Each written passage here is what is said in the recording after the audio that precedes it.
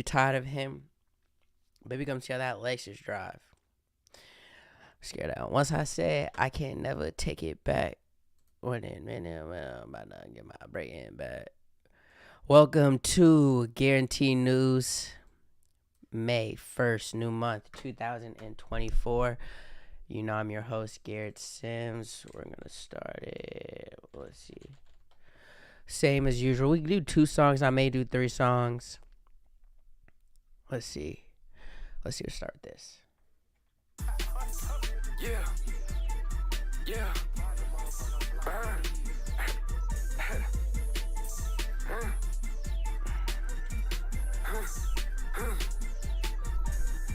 The way that I'm driving this race, they about to put me on suicide watch. Can't choose what color I'm feeling today. Thank God it's a 2-tone watch. He don't like what I'm doing, he probably a say it, but he'll never do somebody. My big brother like Marshawn Lynch, he'll run through somebody. She done caught me on a bad day. Host so perfect, it ruined my headspace. The driver goes straight to the staircase. How could I ever be late to the airplane? These Japanese garments is handmade. Whole body covered in shit that I can't say. I take the Benz to the fast lane. I cannot help it feel something like Batman. But he could go ahead and crash out. Soon as he find me, let's see how it pan out. This challenge is tearing up asphalt. Pops on the track, so I'm rapping my ass off. That bitch, he telling some airsoft. He don't do none but that tough for them cameras. I probably could share what I care about. I'm just afraid that you won't understand it. Me and Soprano and tennis are studying in public. But the flight's is private. Pin up to minute. Every last time I drive, should cover my license plate. Yeah, I make the whole trap jump right now like a motherfucking parlay hit. Yeah, I'm losing my head, but I'm holding it down. You shouldn't get started with me. The way that I'm driving this race, they about to put me on suicide watch. Can't choose what color I'm feeling today. Thank God it's a 2-tone watch. He don't like what I'm doing, he probably a say it, but he'll never do somebody. My big brother like Marshawn Lynch, he'll run through somebody.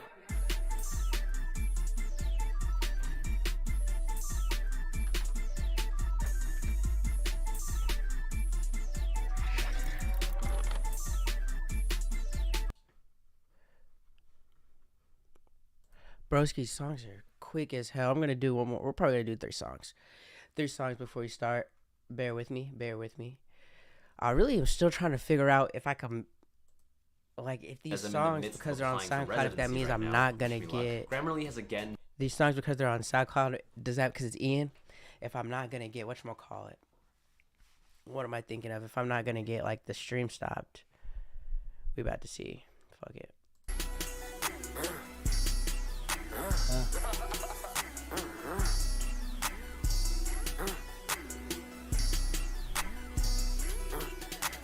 Go ahead, run your mouth, shit funny to me. Really, it's very simple. I call it the make no money disease, but it got every symptom. They go both ways in the color and truck. The dogs must hate each other. Damn, they like Ian, you famous, boy. Really don't make much difference. I really don't pay much mind. End of the day, I'm the man still. I'm finna take what's mine. Hell no, I don't need your handout. Just spotted some mates, my jealous. Your hoe used to the Stan Smiths. All of my bases covered. Fuck around, hit me a grand slam.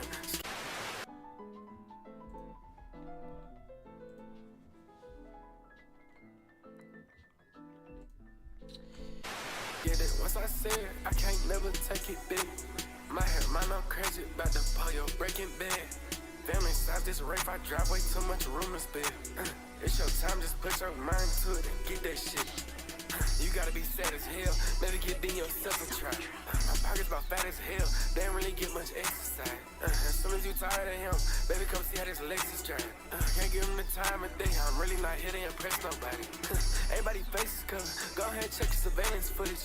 You testing my patience, shot, but I'ma keep hugging our faith for us. I feel like it's way too soon to say it, but maybe it's great for us. I finna pray for you, young man, just not looking great for y'all. Scared that once I said I can't never take it big. My hair, mine, I'm crazy about to pull your breaking bed. Family size, this rape, I drive way too much room to spare. It's your time, just put your mind to it and get that shit.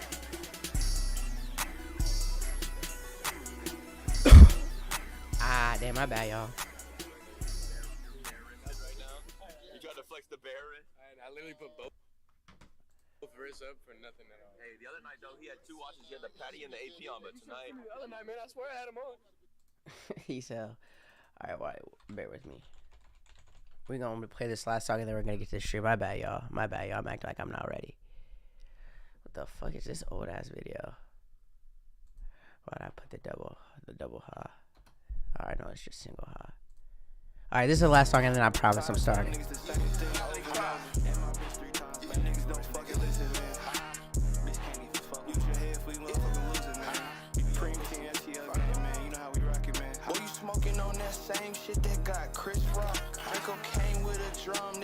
sound like Kid Rock. Bet these niggas go and copy this, them niggas Xerox. I could move, we still on his ass, we got him gridlocked.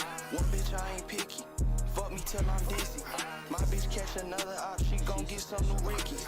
R.I.P. my young boy, that shit still got me pissy. My nephew won't even play my ops, he said it sound too kitty. Bitch want me to fuck with her, but she be acting ditzy. He thought it was clean, I'm still serving cut, no kizzy. Full of looking clean as hell, can't forget that blicky. Chop it shoot like Jimmy, I ain't even had no semi. Every beat shit automatic, supercharged like Hemi. Told my little bitch walkie only, she can keep that Henny. Virgo, he got Trump money, gave myself a stimmy. Told my bitch don't want hibachi, she can keep the bennies. Get them chopped like sushi rolls, play them hoes like movie roles. That boy, he got baby money, bankroll like a 2-year-old. This bitch know she fine as hell, came through built like Ruby Rose. 100K times 10, nigga, I'm gon' need a few of those. Partner red, it look like a bottle of some hot sauce. All these sticks, thought that we was finna go to top off. Treat him like a thought shirt, get that nigga cropped off. He said he gon' touch me, see how See how this shit pop off. LOL, hi, I know folks don't like me. Pussing off these pussy niggas really do excite me. Shawty know I'm rude as hell, but somehow she still like me. She know I ain't pussy and ain't that nigga like me.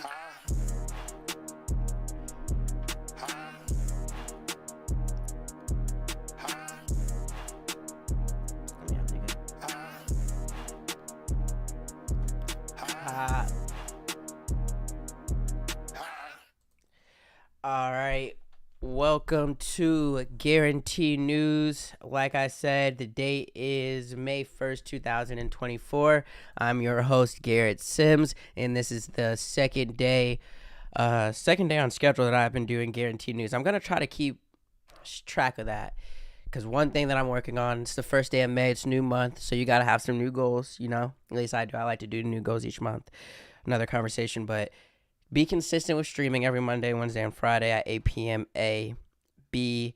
Make the streams concise. You know, I don't want to yap too long, at least for these streams. I think the point will come where I do like the 6-hour yapathons, but for now, and I can do the 6-hour yapathons because I can talk, but I can also, I think, provide a show that's just giving you news and entertaining, but it has to be less than an hour because I don't want people to be watching for over an hour. Not for Guaranteed News, not for this specifically. I feel like the news shouldn't be longer than an hour at once. Another conversation. But Guaranteed News, if this is your first time watching, basically like what I like to focus on is I like to do what I call hard news, pause, but that's basically real news, anything that's going on in the world, the country. Important things I think you need to know. Movie and show news, because I love movies and shows. Sports news, because I love sports. And entertainment news. And entertainment news is basically just... Sorry about that. I took a... Never mind. But I just have my throat in my chest. Yeah. Yapathon, Garrett. Stop. All right. Where was I at? Entertainment news. Yeah, entertainment news is basically just anything going on. Music, drama, bullshit news is basically what you can call it. So let's get right into the first story of the day. I'm going to start off... I'm tweaking. I was going to start off with news. I probably should because these are more worldly important subjects that are in the news topic. But in entertainment today, Kendrick Lamar dropped the response to... Well, we'll get into what exactly song it's a response to, but Kendrick dropped in the beef. Kendrick dropped in the... Drake and Kendrick beef. He dropped Euphoria. What's today? Wednesday. He dropped it yesterday, Tuesday, in the middle of the morning at about 11. All right. Let's stick to the notes. Because I was going to initially come in and do like a full lyric breakdown. I was going to pull the lyrics up and go through word for word for what they mean and what I think about them. That's going to take too long and it's going to make the show longer. That's the cool thing about streaming that I'm not doing. Like when shit happens, I need to just come on and stream immediately, even if it's not like a Monday, Wednesday, or Friday. I can't be held to that. I should have streamed on Tuesday. That's my fault. And even more reason to stream is when Euphoria first came out, it was on YouTube, but it wasn't on DSPs like streaming services. So you could listen. I could have played it on stream, and niggas could have heard it, and it would have been so much better. Now, if I play it on the stream, the copyright's gonna go in, and it's gonna stop the stream. So multiple reasons why I just need to stream on time. But I'm just gonna do like a little bit of some thoughts on the reply and kind of some thoughts on what's gonna happen in the future with the beef. So let's start off with basically, all right. I'm just going to go down with my notes. Conversation on if this is a knockout punch and how good is this song. All right. Knockout punch? No, of course not. Everybody that's listening to this song and like Drake shouldn't even respond to this. Drake don't got to respond to this. That's a knockout punch. He knocked Drake out. No. That was a very good hook shot. It was a very good shot. Very good song. Very good song. And I guess that'll just lead me into my next point. I'll go from point to point, but okay. So let's look at the Drake songs, right? Let's look at the Drake songs. So Drake has dropped, let me get a note. I want to get a note out for this so we can all see. Let me get the notes out. And I don't want to yap for wrong.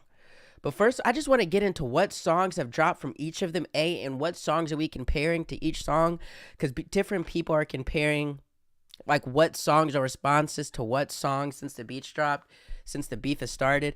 And I'm saying, I'm comparing them, I think, in maybe like a different way of, at least I'll just say Joe Budden, because I watched the Joe Budden podcast today, and the way he was comparing them is different than like kind of what I'm doing. So let's look at it. Let's look at it this way. All right. Bear with me. I'm tweaking right now. All right. Can you guys see that? Nah, we're gonna. Nigga. Control plus. Oh, that sucks. Is it really not gonna? Because I feel like you guys, maybe. Fuck it. It'll probably be easier for me to just say it out loud. All right. Drake has dropped Push-Ups and Tailor Made, which is a song where he did the AI. Kendrick has dropped this song, Euphoria. Euphoria is what it's called. Euphoria is the first like response song in the beef to me. Like that. The Future song, the Future song that Kendrick was featured on, that dropped a couple weeks ago, that everybody's heard. Like that was like the first song, or the first up. Well, like that was the thing that got this beef started for most people. If you want to go back even further, you could say First Person Shooter with Drake and J. Cole. But for the sake of this argument that I'm making, I'm going to say that it started, and it's been decades before that, I know that. But for like what's going on right now, this back and forth, this hypeness, what started it is Like That. Now in Like That, Kendrick addressed that I'm making this song because of shit that you guys said about me. Does my shit look right? I'm making this song because of shit that you guys said about me in First Person Shooter. So you can say, okay, it started with First Person Shooter, but then if we do that, we're going to keep going back. So it's Like That. He made Like That. Then 20 days passed before Drake dropped Push-Ups. I think it was 20 days. But for the sake of my argument, again, let's just call it like more days, because I know for a fact that the time between Push-Ups and Kendrick dropping this record, Euphoria, was 17 days. I know that the Drake response of Push-Ups to Like That was longer, so let's call it 20 days. First off, with that point, Drake, Like That was the shot from nowhere, so it's stunning people. Then right after that, everybody knew another Future album was coming a week later, or like 2 weeks later, and being like strategic on war, Drake probably knew he was going to get more shots on that pause, and he did. So I guess right there off the bat, I'm kind of being not objective for Drake, but you know, I'm kind of caping for Drake, I guess, right there. But I mean, that's just how I think about it. That's different. First off, the fact that the Kendrick shot started the beef, so war is starting. Okay, I'm gonna get prepared, and you have another shot coming that I know about, so I'm gonna wait. Everybody knew, that's why Drake was waiting. Then Drake dropped Push-Ups, and then like 3 days later, he dropped Tailor Made, the AI song, using Pac and Snoop Dogg, using Pac mainly as the AI, his voice. It's wrong. In the art of war, you do whatever it takes to win, and it's hype on the internet. It's going to get people talking. It does what he wanted it to do. It's just Drake singing with the Tupac filter on. Yes, objectively, it is 1,000% wrong. But in war, you do whatever you have to do to win, and that's what he did. Okay. And now Euphoria dropped. So let's rate these songs, and let's go off the basis that in these rounds, like that started, Drake dropped Push-Ups, Tailor Made, and now Kendrick dropped Euphoria. Euphoria is the best song out of all four of them. Euphoria is the best. It is a really good song. Again, let me not say this is not the knockout punch. This is not enough to win the battle, and this is not enough to make me say that Kendrick is gonna of course win.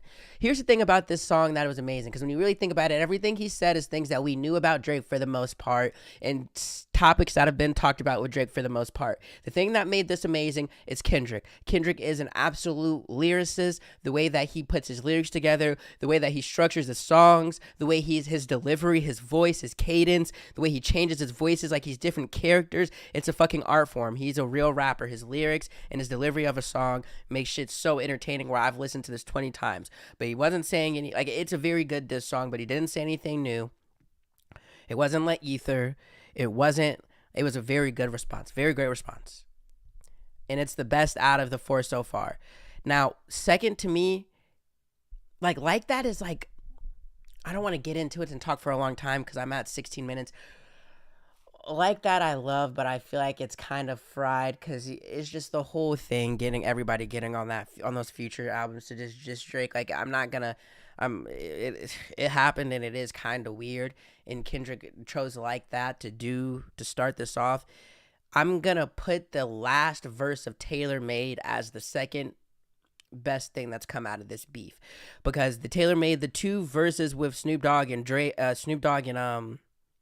Pac, I don't really listen to back over because it's fried and it's just not cool. It's just weird to listen to. The verses, what he's saying is kind of cool and it's funny what he's trying to do, the whole 8 Mile thing. The last verse is fire. And with recency bias, the other thing that I want to say with this is, like, the last thing Drake said on Tailor Made was like, one of the last things, as soon as you get the courage to drop, I'm out on the loose. All right, Kendrick just dropped, so I'm assuming Drake is about to drop in the next, I would say, if you're saying, like, the way he was talking on Tailor Made on that last verse, I would say he's going to drop in the next 48 hours. It's Wednesday, Thursday to Friday. Fuck that, not 48 hours. I'm going to give him until, well, really, if you're saying I'm out on the loose, I'm going to say he should drop in the next 48 hours to stand on business with that. I think he's going to drop within this weekend, so next Sunday, or this Sunday coming up. And I think that's pretty of an early drop, but let me just make sure I kind of got everything that I wanted to say with this. Like, very good Kendrick song. It is the best song of the beef so far, but I do think people are gassing it a little bit, and I do think it's been entertaining. Push-Ups is a good song. Tailor Made, that last verse though, and the first time you hear Tailor Made, and the whole thing of it is crazy and fried to listen to. Some people just hate it. I didn't just hate it, it was fried, but the first listen was good, and that last verse is from Drake is really good. He's snapping every time. Like That is Like That. This Euphoria song is the Kendrick. There's like three complete beat switches. He switches his flow a million times. He's saying fried things in a very funny way. But this beef, I think this beef is now in the middle. We're in the middle of it. It is the very good part. And I can tell you this, the next time a song drops, no matter if I'm at home, which I feel like I'm always at home if I'm not at work, I'm coming in my fucking room and I am doing a live stream of that shit. And when you're going to get the Garrett lyric breakdown excited. I don't want to be too excited because I've already talked for like 12 minutes about this and I can keep going, but I'm going to stop. I just want to make sure I got through everything I wanted to say. Okay, the beef is now even with official songs. I said in my notes, I said it's even. I'll say Kendrick is up, but like a 0.5. Like, he's not even up by a whole song. He's up by 0.5 a song. Push-Ups, Tailor Made, and now Euphoria. Just listen to Tailor Made again. Drake said as soon as I'm out. So he's begging for this. I said that. Push-Ups, this is how it's going. I did hear Push-Ups. I did hear Push-Ups in the club. I heard Push-Ups, or I heard it in Brothers Downtown. I'm a liar. It's not the club, but I heard Push-Ups. It rocked. People didn't know what the song was because it just came out, but people were like, what is this? They were excited. They were listening to it. I'm not sure how Euphoria does it in the bar, in the club, in the lit area with a bunch of people. I'm not sure. But the more I listen to it, I think it does good, all right.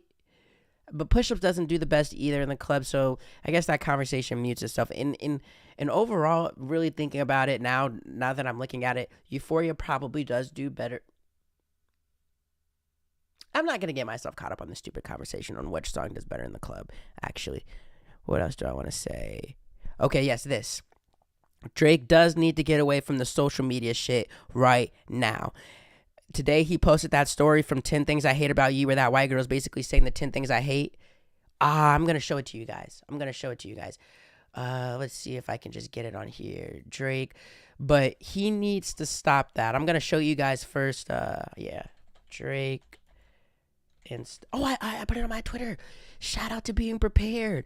You know, one thing, and this is completely off topic. You know, one thing about doing the stream and making any type of content is you really do got to be prepared beforehand. You got to be prepared for that shit. And being prepared is fucking fun. Being prepared is fun. All right. Drake basically Drake posted this, and the whole thing about Drake is he uses social media, like, not the whole thing, but that's a big part of it. Like, he uses social media, Instagram. He has his finger tapped in on the thumb of, like, young people that, no joke, no diddy, or pun intended maybe, and part of that is social media. Now, the other thing with this is, like, for multiple reasons, he has to stop doing this social media shit that I'm about to show you, and I'll do it later. I'll show you the guys the video first, and I'll explain a little bit more. Just look at what this nigga posted on his story today. Hold on. Let me make sure. I hate your big dumb combat boots and the way you read my mind. I hate you so much it makes me sick. It even makes the way you talk to me and the way you cut your hair. I hate the way you drive my car. I hate it when you stare. I hate your big dumb combat boots and the way you read my mind. I hate you so much it makes me sick. It even makes me rhyme. Okay. He's obviously trying to make fun of Kendrick, and the two emojis, the broken heart face and the winky face. Yeah, this isn't helping you, bro. Part of what Kendrick was saying in that song is that, like, you're like a light-skinned ass mixed nigga that doesn't lean into the fact that you're black. You lean into the white side, and you use your, like, you come in and out of your black side whenever you feel like you can. And also, you come out of, like, everything. You do accents, nigga. You're 1,000 niggas in the world. You're not black. You're not with the culture. I'm with the culture's feeling. You don't know what's up. You're doing AI and all this weird shit. I'm the culture. That's what Kendrick is saying. That's part of what he's saying. A lot, actually. He's saying a million things on that song, but that's part of what he's saying. You a social media AI, lame ass, light skinned, mixed ass nigga trying to vulture off the culture. And then the day later, and I'm a Drake. I grew up with this nigga. Okay, I'll get into that a little bit. I could talk about this for so long. Then you do this, bro, from this is a very white movie. This is a white classic, bro. Like, he probably has seen this movie. Drake's mom probably really likes this movie. Like, his friends in high school and shit probably like this movie. That's why he knows about it. So to post this, it's like you're kind of proving his point. 10 things I hate. You know, like, this is a white classic, bro. Like, this is one of those. I do know the 10 things I hate about you, but he's leaning into what Kendrick's doing, and I think there are going to be those people who see that video and do what Drake wants them to do. Like, ha ha ha, this is funny. Like, yeah, he's a corny ass rapper. Like, these corny ass lyrics, he's just naming things I hate about you. But that shit was hilarious. But the Kendrick part, that Kendrick shit was hilarious, and that was a very good part of the song. And the part of Kendrick where he is like, nigga, I'm the biggest hater. I hate the way that you walk, the way that you talk. I hate the way that you dress. I hate the way that you... Yeah, that shit was crazy. And him and Drake trying to joke on him like that. Shouldn't joke on it like that because it was a good part of the song. And B, the joke that you made is leading into exactly a part of what he's saying in this song. So Drake, stop the AI shit. Another reason you need to stop the AI shit is because just off the fact that he's rapping now, nigga. He's came out. You did it. You said we're leading on you. We're on the loose. You're not going to get out of it. You haven't sound enthused. He did it. And he dropped. And he's rapping. He's really rapping. He took those 17 days and wrote out his rap, redrafted it. Read it again to make sure for thoroughness. Then he probably redrafted it again, changed the structure around of how he do things. He's like saying in 8 bars, I'll describe what I'm about to. He's planning things out. Probably had somebody read over it or listen to it. You know, I don't know rapping, but I know writing. Probably had somebody listen to it, say, what do you think about this? Somebody you trust. Maybe they said, yeah, I like this. You should do this. You should do this. You should do this. You should do this. He took 17 days to fucking rap his ass off, and now he did this, and the next day, you come out, and you fucking put 10 things I hate about you, trying to make fun of Kendrick with one of the greatest, whitest movies of all time. You can't, not one of the greatest, but for the sake of being fried right now, like a very popular white movie, you can't do that. And this is the anger coming out of me that I was trying to hold in as a Drake fan. You need to rap. No more games. No more social media. The pictures of you with the Compton t-shirt, funny. you doing with this AI shit, funny. Also, kind of it's flagrant. I can see both sides, but I can see the funny more than this. Then you can't see where I'm pointing. Than this. I've been talking for 25 minutes about this. I could talk for 25 minutes more. This is going to be my last point. No more social media. No more tweet. No more pictures of you doing rich shit, making fun of people with crazy captions. No more taking clips from movies and shit. Rap. And no more, I like push-ups and I like Taylor made it look like you were more venomous. Pause. But now you need to rap.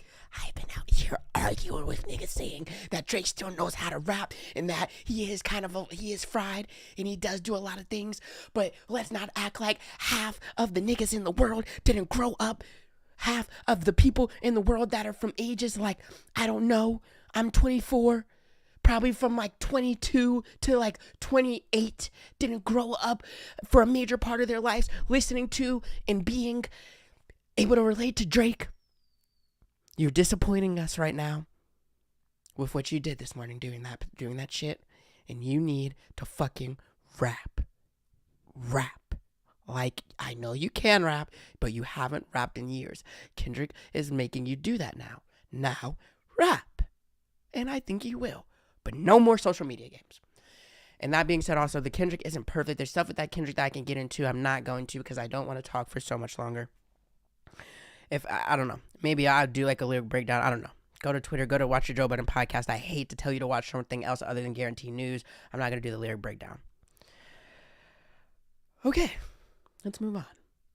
I have some more entertainment, but I'm going to switch to news. We're going to switch to some news. So a lot of things have been going on, and a lot of things have been going on with the Biden administration lately. A lot of things have been going on with everything. But Joe Biden recently just did. All right, so the Biden administration plans to reclassify marijuana, easing restrictions nationwide. Basically, on what day was this? When was this article written? This was written on April 30th, I think. So yesterday. So I think they announced this yesterday or within the last couple of days. Shout out to Julie Tersurkin and Monica Alba. This is a CNBC article. You know, we love journalism on Guaranteed News because I am a journalist. And let's just, bro, like, why isn't my, all right, I don't know what I just did. I guess I'm saying I know computers, but I don't know that computers that well. All right, so this is going to be a quick one. Federally, basically what they're doing is reclassifying marijuana. I'm going to just go through this article kind of quickly. We're not going to go through the whole thing because this is a lot. Yeah, we're going to just look at a couple of things to explain it to you, and then I'm going to give a couple of thoughts, but this shouldn't be long. The Biden administration will take a historic step toward easing federal restrictions on cannabis, which plans to announce an interim rule soon, reclassifying the drug for the first time since the Controlled Substances Act was enacted more than 50 years ago. Forest said the Drug Enforcement Agency put to approve an opinion by the Department of Health Services that marijuana should be reclassified from the strictest. Marijuana should be reclassified from the strictest Schedule 1 to the less stringent Schedule 3. It would be the first time the U.S. government has acknowledged its potential medical benefits and begun studying in earnest. I think this is important too, that by from them making it a Schedule 1 drug to a Schedule 3 drug, it's now going to be studied for science and medicine. The article goes into what the rescheduling means and what a Schedule 1 versus Schedule 3 is. Let me see if it's here. Any risk class still months from going to effect. Okay. I hate that it's always months with everything. Since 1971, marijuana has been in the same category as heroin, methamphetamines, and LSD. Each substance under the Schedule 1 classification is defined as a drug with no accepted medical use and a high potential for abuse. Schedule 3 substances include Tylenol with codeine, steroids, and testosterone, things that your doctors are giving people every single day. So this is kind of... First off, it's insane that they said marijuana was in the same category as heroin, methamphetamines, and LSD. I could get into a whole argument of things in conspiracy theories, but these aren't really conspiracy theories about why weed was classified as this. But yeah, let's look forward, and I don't want to talk about this for forever. Now it's going to be Scheduled 1, or it's going to be Scheduled 3, Tylenol, codeine, which makes a lot more sense. yeah, makes a lot more sense. And by rescheduling cannabis, the drug would be studied and researched to identify concrete medical benefits. And this is going to take, well, let me just read. Opening the door for pharmaceutical companies to get involved with the sale and just distribution of medical marijuana in states where it is legal. So it's going to probably be a lot more money put into it, a lot more funding put into it, and it is going to probably, you're going to just probably see a whole bunch of studies of how weed helps with this and that. People are going to love weed. People are going to make billions and millions and trillions of dollars off weed, and it's for money. And I mean, it's maybe it's for the people, but you know, I've said this on Guarantee News. I've said this on any platform that you've seen of Garrett Sims saying something like, things are usually done for the money. Things aren't usually done for the people, sadly, in America. So it's probably for the money, but it can help with the people too. Like, it will help with the people as a byproduct of that, because weed should be a Scheduled 1. The next thing the only thing I want to say with this, with kind of like an opinion, is if weed is going to become less strict on federal levels, then will states have to do so? Like, will they have to follow along, and how long will it be before it just becomes on a state level legal in the entire country? And the people who are in jail on weed crimes, I get the idea that, like, when you do a crime, if something is illegal, then yeah, you did it when it was illegal, so you should be punished for that. But I also have questions just about, like, you know, if those things that you did become legal, should you get let out? I believe it depends on what you were doing, but for like weed, for violent crime, I don't know why violent crimes would ever become legal. I don't know, bro. It's the world we live in. Who knows? And some violent crimes, yeah, not gonna but definitely for marijuana, that should be one where I think people who are in jail because of weed related charges, if it's gonna become where what these people in jail for would not have been in jail under these new laws, I think they should definitely get out. And I think the states have to definitely follow this act of federally it being legalized, and I think that follows. The only thing I wanted to say with this, or that's what I wanted to mention with this, I think this is cool. I think this is something that people should know about. And that's why I said it. All right, what is next? Pro-Palestine protest going on in colleges is heated up. I talked about this on the stream on Monday, and I said, you know, one of the main things I said was this, is like, if it is not, by the way, if you can't tell, I like NBC. Shout out to who wrote this. It's by NBC News, so a lot of people probably worked on that, and that's for a lot of the articles with this. I've been seeing a lot of people working on them. So this is basically heated up. On Monday, I talked about how basically colleges were protesting for the Palestine and Gaza war, or for the Palestine and Israel war, and what Israel is kind of doing to Palestine right now. And these colleges are basically saying they want their institutions to stop investing, funding, giving money to, and working with companies that are profiting from this war, amongst other things. Columbia started it out, and this week, literally on Tuesday after I streamed, it got insane to the point where now nearly 100 people have been arrested at Columbia, and the NYPD says after clearing Hamilton Hall. Basically what happened is, and let me stick to my notes, Columbia students took over a building and barricaded it. It's Hamilton Hall in Columbia. They took it over and barricaded it themselves in, and said until their demands were met, that they were going to be staying there. And basically the cops went in and got them, and it led to violent things happening, just a lot of shit. Let's just go through this article a little bit.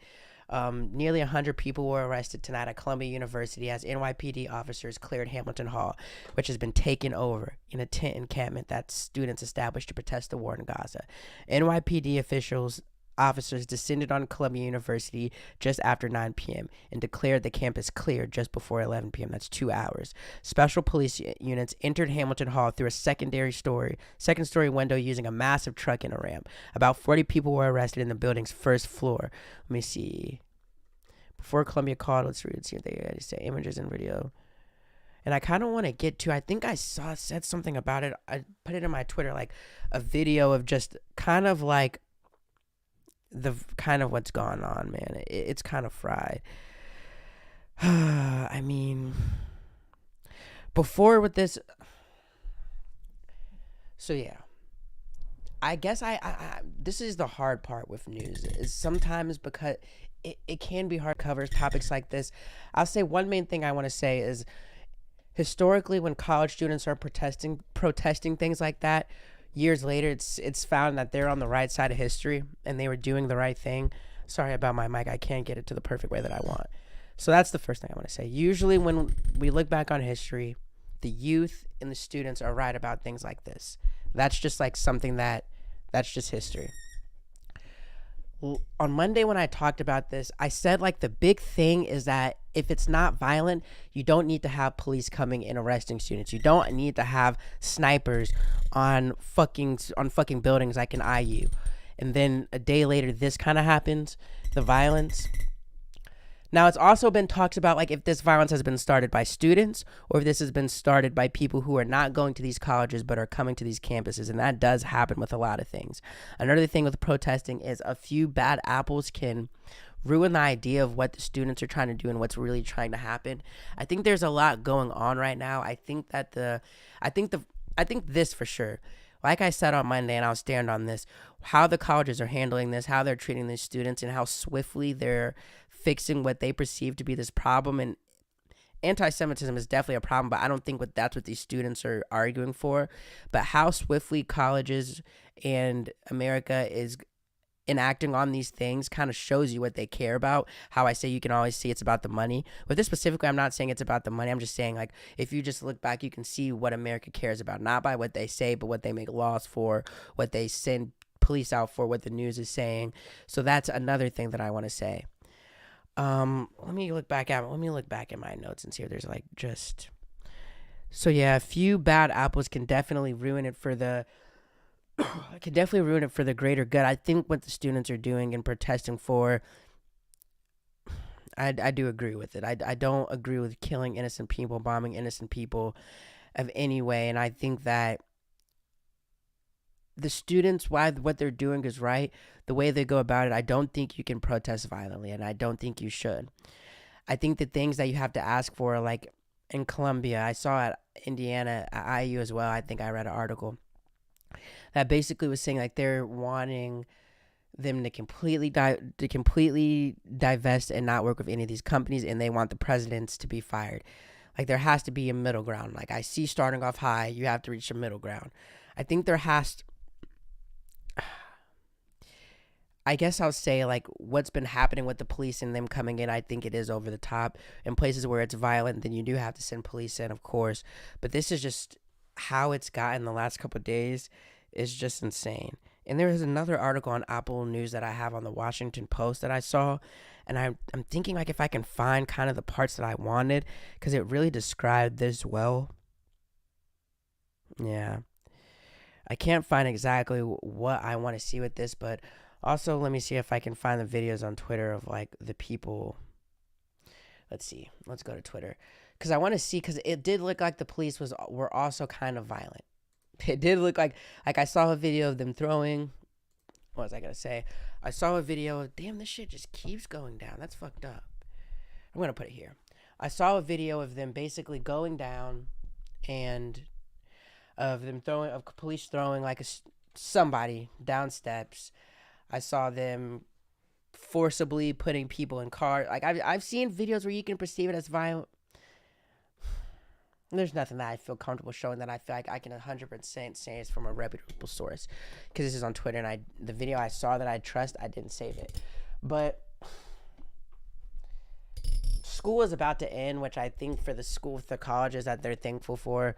But this is, I guess, not the longer this goes, it's gonna be worse for the students, because the school is gonna just have more opportunity to just use their resources to fuck them up. But this is interesting. I will say the people who are just saying these people are stupid for protesting, I don't think they're stupid for protesting. And I do think you should ask yourself when you say people are stupid for protesting, I think you should look at the crux of why they're protesting, not the worst of the protest. I think you should look at why they're protesting and try to just understand that feeling of not being heard, your voice not being enough. Like as a journalist and as someone that loves to yap, sometimes your voice isn't enough. And when your voice isn't enough, what do you do? And I think protesting peacefully is an answer. And I think sometimes other things are answers too, but that's a different conversations for different times, but at the very least I think, especially in a place like America where we say free speech, protest should always be allowed. It's already going back down again, but there's so much stuff I need to invest in. One of those things is a fucking better fucking mic stand, a better mic stand. But that's where I'll end with that. As this continues to like go on, just the pro Palestine protests that are going around colleges around the country. I'm going to talk about them. Let me make sure there's nothing else I want to say with this. Okay, that's all I want to say that on my notes. But I also want to say shout out to the Indiana Daily Student. I think every journalist there is doing a great job. And because I went there, I feel like I have to talk about it. I hope they get every fucking award and every accolade and fucking just everything that they can for what they're doing covering this. I think it's brave. I think it's amazing. And I think it's necessary. They're doing like an hour by hour coverage. It's professional as fuck because the Indiana Daily Student is professional as fuck, and that's real journalism. So shout out to that, first of all. Very respectful to them. UCLA had something where the police came out to UCLA. I read about that. Like, police have been coming out to different colleges. Like I talked about, like where the colleges, the institutions themselves and the students protesting have to come together and make like a, they have to figure out a way to do it, to come together. That's been also happening at some schools. I should look into that more, and I'll probably try to find. But with Columbia, it started at Columbia, and it looks like Columbia is becoming the frightest. But in colleges around the country, there is very different levels of what the protests are. And by levels I mean by what's perceived to be violent as what's just completely peaceful and people just saying this is what we want and we're going to peacefully get together and speak about it and talk about it because we want to be heard and we think it makes our voice better. I think there's colleges doing that, and then there's colleges going more on the like violent or more fried, for lack of a better term, because I love the word fried, more fried ways of going about it. It's a wide scale of it. So I also don't want people to just look at Columbia and kind of some of the videos that are kind of fried when you look at them and can make you look like they're over protesting or going over the bounds. I don't want people to just look at Columbia and get that from it, because it's a remember the idea of why they're protesting, and keep in mind there's a wide range of colleges protesting in different ways that don't always look like how Columbia is doing it. But that's all I'll say about that. I just want you guys to be informed about that and say, like, I was kind of wrong. I didn't think it was going to get violent like this. A day later, it did. And I can always come back and say when I was wrong. That's part of journalism. Next, let's get into Trump. Another part where I was wrong on Monday. I was actually wrong about, like, a good amount of shit on Monday. I was wrong about it. My basketball takes, honestly, about who I had winning were kind of right, though, which is funny because I don't know about basketball, and I kind of like to say I know about this stuff. But yeah. So, in Trump news, let's get my Trump articles. Let's get the Trump articles. Basically, I ended the stream off on Monday saying, like, Trump, Teflon Don. He's impressive because it looks like he's never going to get, like, he can't get in trouble. Nothing's going to ever happen to him. So, of course, as soon as I said that on, as soon as I said that, the next day, this article from Aaron Dorothy, shout out Aaron Dorothy, on April 30th. And let me look at the calendar. What's the date today? Okay, bear with me. It's May 1st. Yeah, a day ago. So literally a day later, I was proven wrong, and Trump was so first I was talking about how Trump's in multiple things going on right now. One of them was like he had a gag order where basically it's like for the case that he has right now for the like hush money trial, he wasn't able to talk about like the judge, he wasn't able to talk about witnesses, he wasn't able to talk about people in the jurors. He wasn't able to like tweet and talk shit about them, and he did that, and there was like a court case on like whether or not he did that, and the court said he did. He found him in contempt and fined him $9,000. So let's go through this article. The judge overseeing former President Trump's New York criminal trial on Tuesday wrote he violated the gag order against him. He has ordered to pay a $9,000 fine. Why it matters. The judge warned that he would impose an incarceratory punishment. No, I said that wrong. If Trump continued to violate the gag order in the case. Yeah, I'm too smart to just not know to. I mean, obviously, I'm assuming imposing a bullying punishment. I'm saying probably a very serious punishment that's going to put you in jail. Let's see. Definition. Stop playing with me. The state of being. All right, you're gonna go to prison. Yeah, like I said. All right, impose a punishment that's gonna put you in prison. If Trump, a punishment that's gonna put you in prison. If Trump continued to violate the gag order in the case. He also said that the former president must remove 7 offending social media posts and 2 posts on his campaign website. Driving the news. The order is narrowly tailored to prevent risk of the fair administration of justice and is clearly and unambiguously identifies the limited way in which defendant's speech is restricted.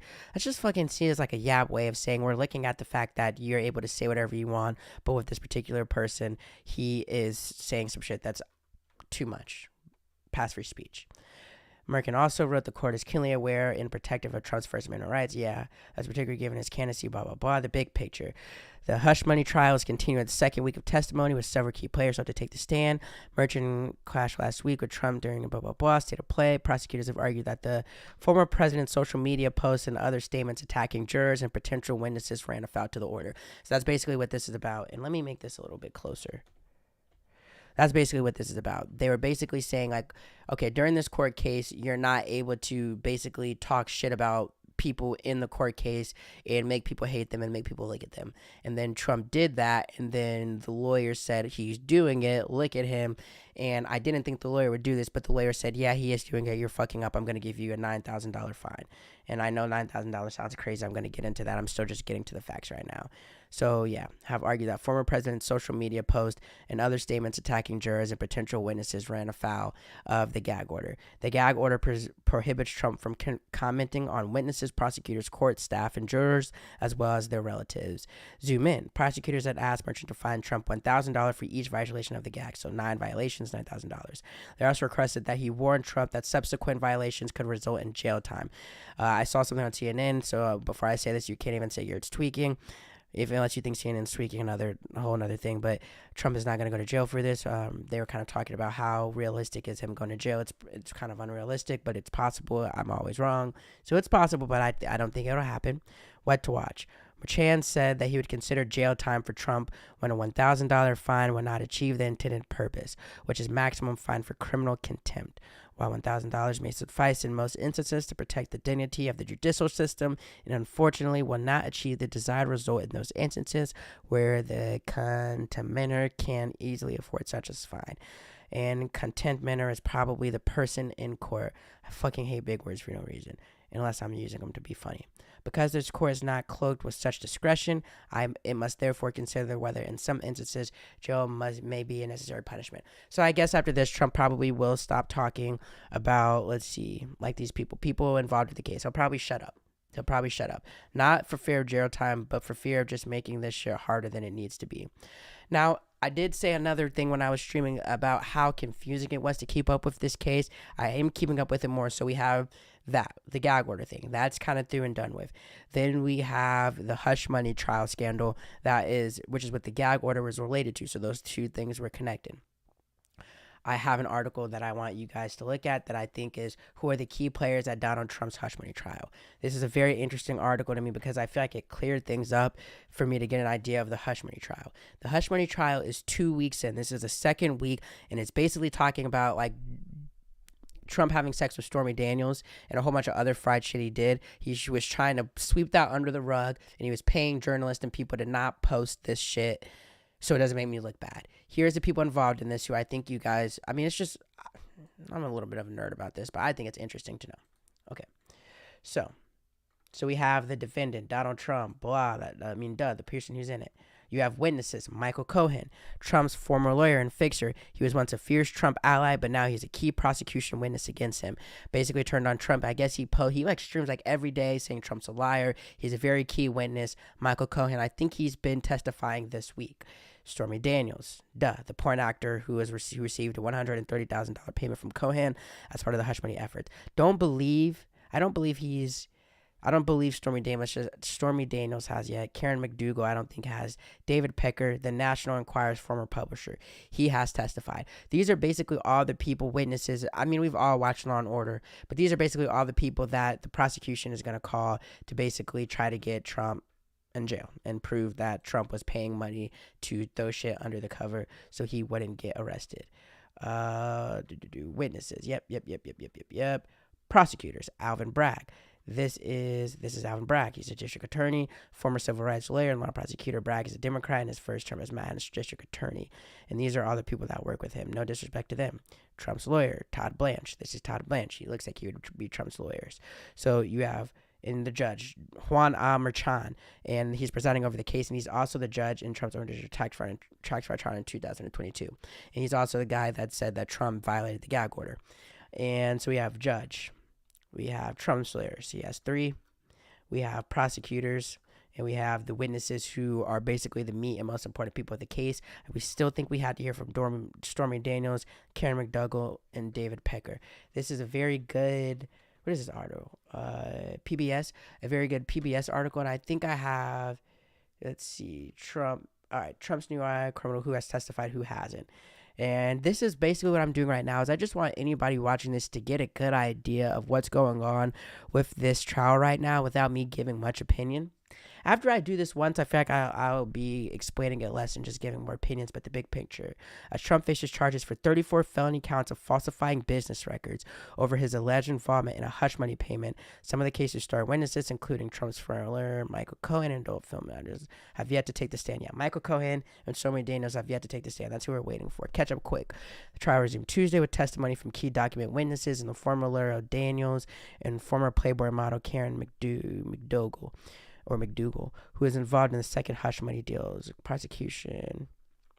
David Pecker has testified, Ronna Graff, Gary Farrell, Robert Downing. So it's basically still going on.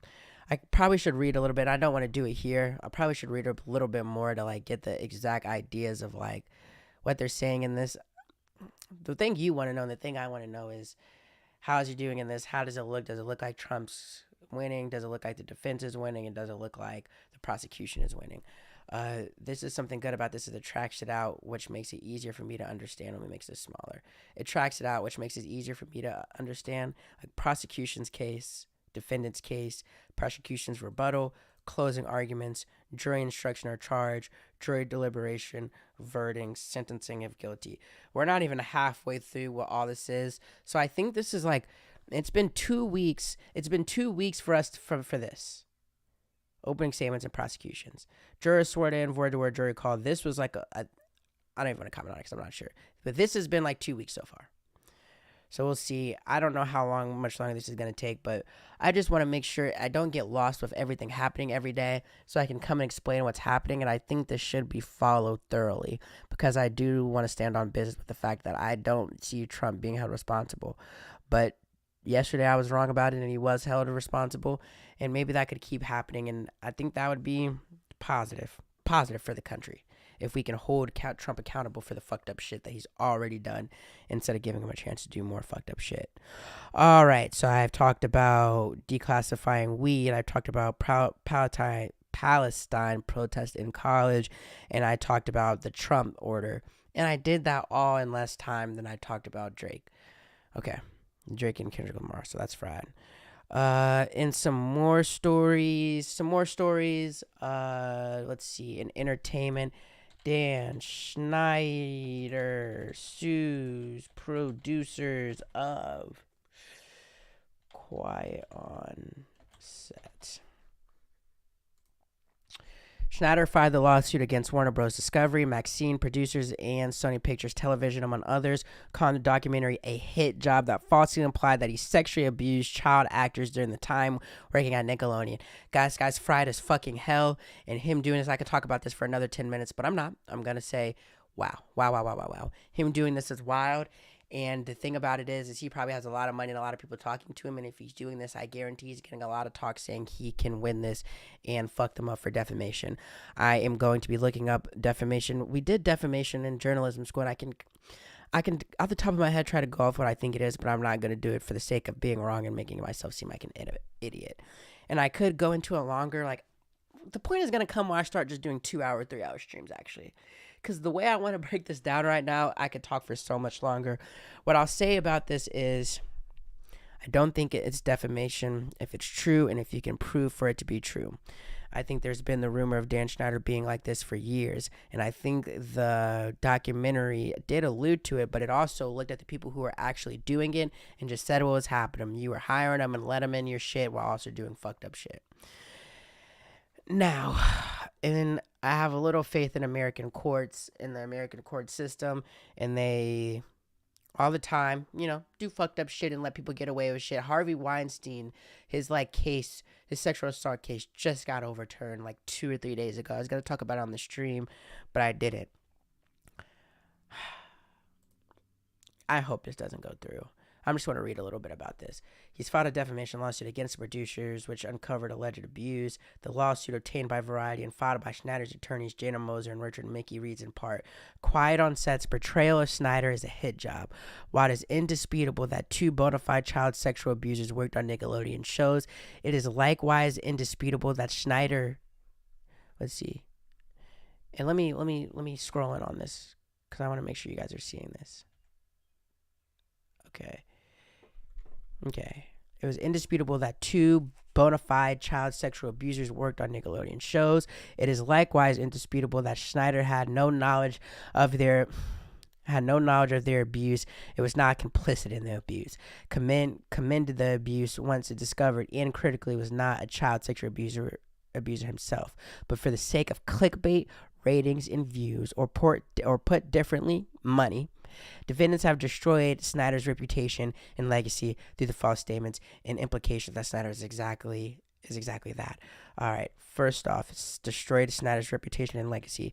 I'm not gonna lie, it was common to me that he was on this shit before that documentary came out, so it was already fucked up.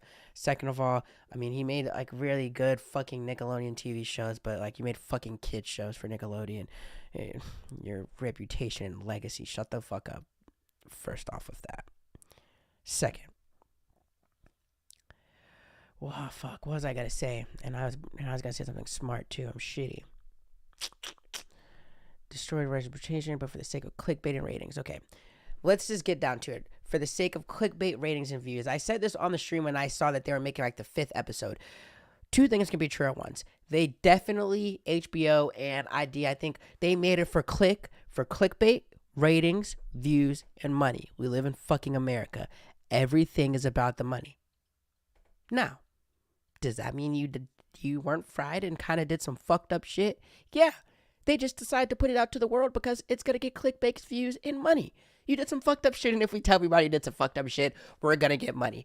That's just how shit works. All right. So that's true. They did it for the sake of clickbait, ratings, and views, but they probably also did it to give people a voice, to give victims a voice, and let people be heard and all of that stuff that you should do. But they also, of course, did it for the bottom line and money. But I also think Dan Schneider is fried, and I will be keeping a look at this. And if he is able to win this case, or let me go back. The last thing I want to get is where's it gonna end? Schneider himself said in a video posted at the lunch watching over the past. Okay, that sorry video. Who gives a fuck? In a separate statement on Variety on the league complaints Schneider wrote recently, the docuseries Grant Schneider made. Oh my God, yeah, you made some mistakes. Okay, yeah, yada yada. He continued. Quiet on Set also mentioned Jason. The minister. Is there anything to tell us about the future? No. All right. I'm gonna keep an eye on this though. What is next? We're at 58 minutes. Dan Schneider sues. Let's see. Here's the last thing let's see. New Fairly Odd Parents. I talked about news. I talked about entertainment. Oh my God, I want to give my Challengers review too. Fuck. Shit. Damn, I want to give my Challengers review. Oh God, I'm having kind of fun doing this. I want to give my Challengers review. I'm not going to do it. I went to go see Challengers. I probably will give her... bro. There's a lot to stream about. All right. Maybe the Friday stream won't be as much shit going on that I feel like I have to talk about. And then I'll be able to give my Challengers review stream. All I'll say is I think it's a really good movie. Some parts of it, I was like, okay, this is too much. I don't want to like this. But it didn't force. It was good. It was a really good story. It was really entertaining for me to watch. I love Zendaya, and I have a lot to say about that movie. It was good. if you really like movies and really like, if you're a movie head and like going to the movie theaters, go watch it. If you just like movies, wait until it comes out on HBO Max or wherever it's gonna come out in a couple of months. It's not good enough to where it's like you got to go see it in theaters, or if you don't see it in theaters, you're not gonna get the same experience. Like, that's how I think Dune 2 was. It's definitely not that. If you love movies, or you want to just go take someone to a movie, or you want to take your girl or your guy or whoever to a movie, golly, it's picking me up really good, the microphone. And you want to take whoever to a movie, I would say definitely go watch it. But outside of that, you can wait for it. All right, Fairy Odd Parents new show. They're making a new Fairy Odd Parents. This is what I'm going to end with. I don't like the animation style on it. This is it. It does not look good to me. Let me make my screen a little bit. Let me make my screen a little bit smaller. This is it. I don't like it, bro. I don't like the animation style. I think they're trying to be too new age. I bet little kids will love it. So maybe I'm just an old hater. And I don't like how everything today has to be a remake of something. That's really all I have to say about that. New Fairly Odd Parents show. When does it come out, I wonder?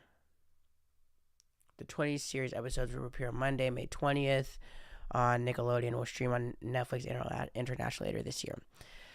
Don't like it. Make new cartoons for new kids and do better animation. This doesn't look good. All right. I have more that I could talk about, bro. I could really yap it on for so much longer, but that's all. I'm gonna leave it. I know I didn't get to sports today. We've talked for an hour. I said that this wasn't gonna be more than an hour. Thank you for watching. If you watch minute, second, hour, I appreciate it. Like and subscribe to GS Studios so you can see every time I go live. And I'm going to start doing regular videos again too, just for the content. And I'm going to start doing shorts and everything and all the marketing because I need to do that. Yeah. Like